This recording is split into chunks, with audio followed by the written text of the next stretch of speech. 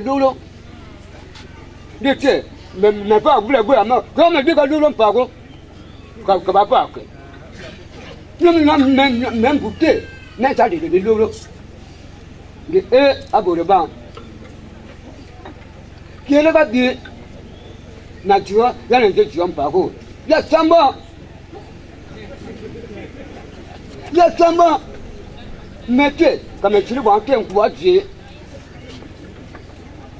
Comme tu t'en quoi dire? Le traînant, mais n'en donne non, je vais comme ou comme pas le bébé bien, bébé, un peu, moi, ben non, non. Mais père, quoi? Na maman. Mais pas le père, quoi? Ayoba. Ayoba. Mais ça, le mot là, bata. Mais, dis que tu vas me dire que Ayoba. Attends, mais maintenant, mais tu as ça, mais ma caméra compte. Mais non, tu l'as le compte, mais il y a un jour, mais j'ai Ayoba. Il y a la maman, il y a boule de main.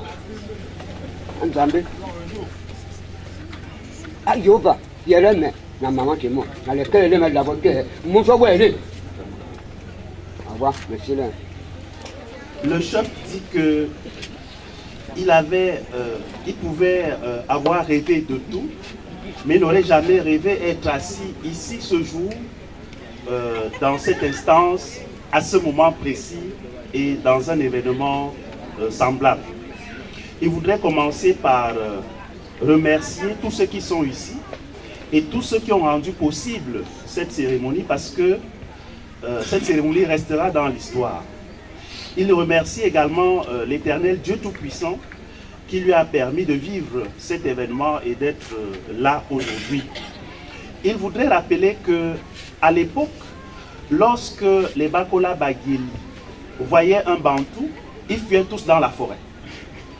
Mais que ce n'est plus le cas aujourd'hui, parce qu'ils ont accepté de vivre ensemble avec les Bantous, et il voudrait effectivement leur dire que cette relation-là de cohabitation pacifique qui leur permet véritablement d'être reconnus comme des êtres humains devrait continuer.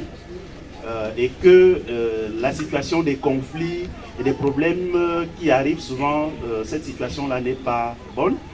Il souhaite effectivement que les relations soient bonnes pour qu'ils continuent à vivre ensemble. Donc il remercie la tenue effective de cette cérémonie. Et il remercie Dieu pour tout ce qui se passe et j'espère que tout va se passer très bien jusqu'à la fin. Mais bala lembona bata na bambambo pele ba Dieu be dieto ba pala tala bala ba bebeba ba zuma mama simasi betumba na zela punda be nyane ba ba gola pele ba beba jilbe jiba boto ba la tie la bi ngele jile jiya to atie na be ba tirbe men kanome men kwano bo pra ka jio aka jio we mi ama gidi aba so we mi no da tina ba na be debo ka pempabo aka ve ngele ajito nga no ba gele nga no ba tire ava ami we ba pisi ate ba ba go lamba pisi ate yo ma go mara le kaletina kamin tangane ma jiti ala kamin tangane ka bi aburba sala ba gelba ma be jito na te tioka be mempago ba ma bi ata pour enda fo ale mbale tena be ba gelba te bo ya se ka be mempago ya ta bo be sokole ko ba kile ya sa bo be sokole ya sabio ya je wa be sa li pe sa mena ngele agaga ba mi be wo buru ma pala linya ntenda do ma pala linya quand il y a un problème, il va dire que la cabine qui m'avait touché quand je l'avais rencontré pour la première fois, ça fait peut-être 20 ans. En me disant, il m'a montré un vieux papier. Jean-Baptiste Tchagadik a passé le CEP en 1972, avant moi. Et quand il me dit, il parle de cette situation d'école en se posant la question. Est-ce que nous devrons continuer à envoyer nos enfants à l'école? parce que ça va servir à quoi? Est-ce qu'ils auront un emploi un jour? Je pense que c'est un problème, une question fondamentale qui ne touche pas d'ailleurs que les Bakola Bageli, ça touche toute la société camerounaise. Mais comme les Bakola Bageli, je dirais c'est un peuple tout à fait particulier, on devrait aussi leur réserver des situations particulières.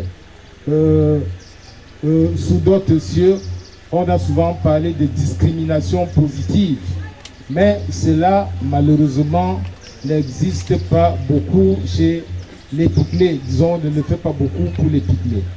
La prolifération des ONG qui s'occupent des Pygmées, ce n'est que, je dirais, une forme de solution à la démission de l'État à faire des choses concrètement pour ces populations. Donc, j'ai saisi l'occasion ici d'interpeller une fois de plus les pouvoirs publics, de proposer des alternatives concrètes pour que les problèmes que vivent les populations Bakola Bageli trouvent des solutions. Et il y a aussi eu, je dirais, l'intervention du professeur Rondo qui, après lecture de mon travail, a remarqué qu'il y avait une vision manichéenne dans la situation, que la gestion traditionnelle était magnifiée par rapport, je dirais, à la situation moderne. Oui, vous avez raison en partie, prof, mais en même temps, lorsqu'on sait, professeur Ngol, l'historien, nous l'a dit tout à l'heure, ces peuples ont depuis la nuit des temps exploité ces écosystèmes forestiers. Mais les historiens, anthropologues, ethnologues et autres qui étudient ces sociétés depuis beaucoup de temps ont constaté, les archéologues, malheureusement il y en avait un qui devait venir, il a eu des problèmes en dernière minute, il y a eu des fouilles archéologiques dans cette région qui ont démontré que les populations habitaient ici depuis des millénaires. Et pourtant, on nous dit ici que nous sommes dans le milieu de forêts vierges, ce qui est tout à fait faux. Les Pygmées ont réussi à, excusez-moi le terme, à dévierger savamment ces milieux sans toutefois laisser les traces de leurs activités. Donc chapeau à ces gens qui ont su tirer de la forêt ce dont ils avaient besoin et ils n'ont pas coupé, je dirais, ils n'ont pas vendu la semence comme beaucoup de gens le font. Ils ont su, je dirais, récolter ce dont ils avaient besoin ici, mais en sachant que les générations futures vont aussi prendre des choses là-dessus. Est-ce que ce n'est pas une leçon de ce que le monde moderne, les Nations Unies et autres sont en train de vouloir proposer? Les Pygmées ne l'ont pas proposé, ils l'ont pratiqué depuis la nuit des temps.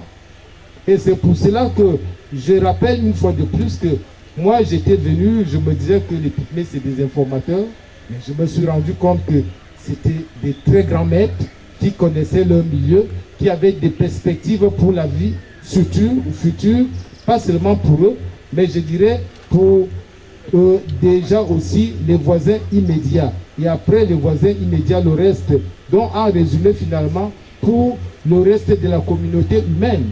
Vous savez, nous sommes ici dans une situation locale qui a aussi des impacts sur la situation globale. On dit toujours, disons dans les sociétés du Sud Cameroun, qu'avec une seule graine de courge, on ne peut pas, je dirais, fabriquer un main. C'est l'association de toutes ces petites connaissances qui va contribuer, je dirais, à la construction de la société moderne que nous voulons, qui intègre les savoirs locaux au savoir traditionnel, et c'est comme ça que les choses seront profitables pour tout le monde. Il y a le professeur Ngo justement qui a parlé des institutions.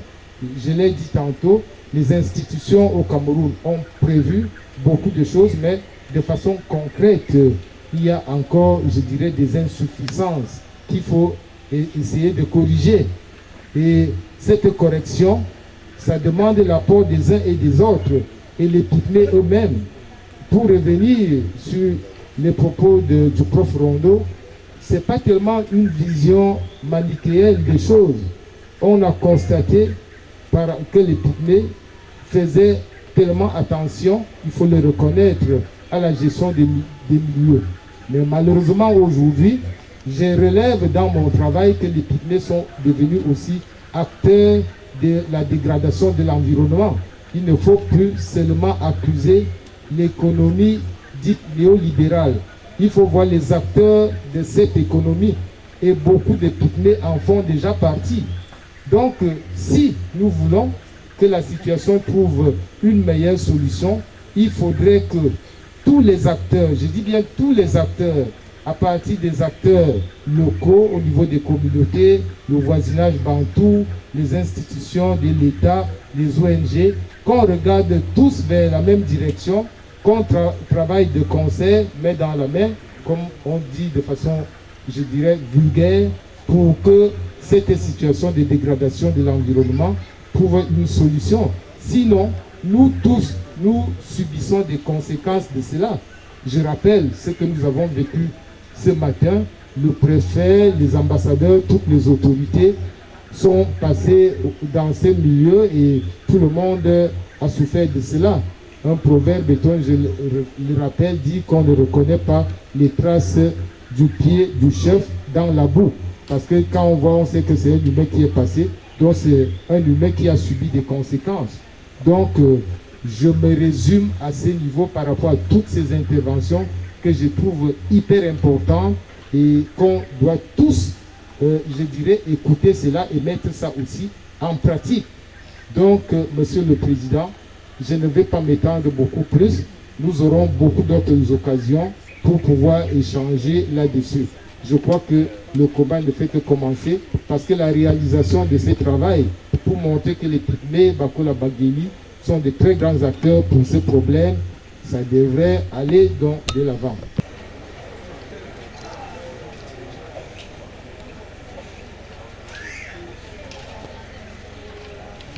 On a commencé en retard aujourd'hui, tout simplement parce que les camions grumiers ont bloqué. Donc voilà une conséquence de la dégradation des écosystèmes forestiers due à l'économie néolibérale. Et d'un côté, j'ai voulu démontrer, en proposant de venir défendre cette thèse ici en forêt, que les populations pygmées Bakola Bageli ne sont pas des informateurs pour les chercheurs qui viennent dans leur milieu. Ils sont plutôt les maîtres, les grands professeurs qui interprètent correctement la vie et, je dirais, les interactions entre tous les êtres vivants ici. Pour moi, une des meilleures pistes de solution, c'est d'impliquer tous les acteurs, c'est-à-dire des pygmées Bakola Bageli, jusqu'au sommet de l'État, que toutes les institutions, les ONG, les églises, toutes les personnes physiques ou morales qui participent, je dirais, à l'épanouissement de cette société, qu'ils se mettent ensemble, qu'ils ne viennent pas donner des leçons aux pygmées, qu'ils écoutent ce que les pygmées veulent. Leurs propositions, je dirais qu'elles ne sont pas les bienvenues, qu'elles sont fondamentales, qu'elles sont déterminantes. My work about pygmies population is over consequence of deforestation in the quotidian life.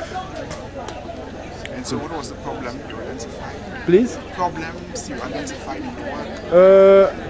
The important problem is the non-implication of pygmies population for the global solution for the problem. I think the solution, one aspect of solution for this problem is to implicate pygmies for the global, for the whole decision. Ce que nous faisons ici, ça concerne tous les peuples forestiers. Même les Bantous vivent les mêmes problèmes. La seule différence est que les pygmées, c'est un groupe minoritaire marginalisé par les autres. Sinon, les Bantous, ici dans ce village Grand Zambie, vivent les conséquences de la déforestation autant que les Bakola Bageli. En fait, ce n'était pas une thèse pour avoir le parchemin de docteur. c'était une recherche, je dirais, c'était un plaisir pour moi de comprendre un problème. Je suis né dans un village de forêt, j'ai fait des études universitaires et finalement je me suis dit il faut pousser la compréhension de ce problème très loin. D'ailleurs au départ, ce sont les autres qui m'ont poussé à faire le doctorat parce que ça ne m'a jamais intéressé. Je voulais juste satisfaire ma curiosité, mais les proches m'ont dit que vous avez un bagage énorme de connaissances qui devrait, je dirais, être reconnu par la communauté universitaire. Voilà finalement pourquoi j'ai accepté de faire une thèse de doctorat. Mais sinon, ce n'était pas mon objectif. Moi, je ne vais pas rentrer dans ce que j'ai pu retirer comme savoir en tant qu'universitaire, chercheur, en tant qu'humain. Ce que j'ai retenu de ce travail, c'est que pour arriver à un bon résultat dans tout ce qu'on fait dans la société, il faut, je dirais, interpeller tout le monde, prendre tous les acteurs comme des éléments, comme des maillons pour une chaîne où si vous enlevez un maillon, la chaîne n'existe plus, elle est cassée. Donc pour le futur, pour la préservation, il faut impliquer tous les acteurs, quels qu'ils soient. Interpelle justement les dirigeants jusqu'au niveau, je dirais par exemple de l'État, de considérer les populations pygmées comme un groupe minoritaire qui a été longtemps marginalisé, mais qui est pourtant doté d'un grand savoir, de grandes connaissances qui seraient utiles, je dirais, pour toute la communauté nationale. Pourquoi pas pour toute l'humanité entière? Après avoir effectivement conduit la soutenance, après en avoir délibéré, décide d'accorder à M. Nkendi, sur la base de sa thèse